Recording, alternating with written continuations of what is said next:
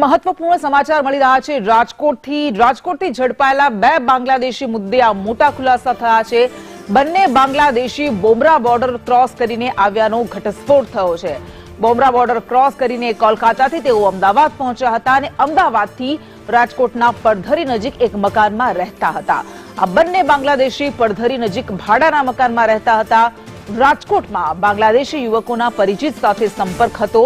પોલીસે શકમંદ બાંગ્લાદેશી મહિલાને નજરકેદ કરી છે। આ બંને મજૂરી કરવા માટે ગુજરાત આવ્યાનું રટણ કરી રહ્યા છે અને રાજકોટમાં પડધરી નજીક આ બંને બાંગ્લાદેશી ભાડાના મકાનમાં રહેતા હતા। બંને બાંગ્લાદેશી નાગરિકો બોમરા બોર્ડર ક્રોસ કરી કલકત્તાથી અમદાવાદ પહોંચ્યા અને અમદાવાદથી રાજકોટ જવાના હતા।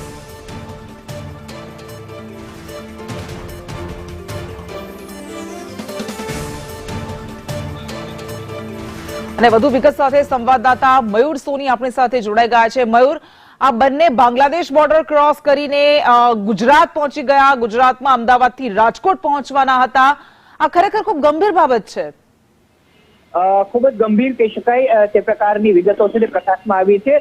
આ આખે બંને બાંગ્લાદેશીઓની રિંગની અંદર એક બાંગ્લાદેશી મહિલા છે એનું નામ પણ સામે આવ્યું છે। મુંબઈની અંદર બાર ડાન્સર તરીકે કામ કરતી રીના ઉર્ફે લીના નામની જે મહિલા છે તેનો રાજકોટના પડધરી ખાતે રહેતા એક શખ્સ સાથે પરિચય થયો હતો અને ત્યારબાદ બંને લીવ ઇનની અંદર રહેવા લાગ્યા હતા। આ જ મહિલાના સંપર્કથી આ બંને બાંગ્લાદેશીઓ છે એ બર્મન બોર્ડર છે ક્રોસ કરીને વાયા કલકત્તા થઈને રાજકોટ પહોંચ્યા હતા। આ બંનેનું રાજકોટ કેમ આવવું છે, સૌરાષ્ટ્ર કેમ પસંદ કરવું છે એ બાબતે હાલ ગ્રામ્ય એસઓજી છે તે તપાસ કરી રહી છે, સાથે તેમની આકરી પૂછપરછ પણ કરી રહી છે।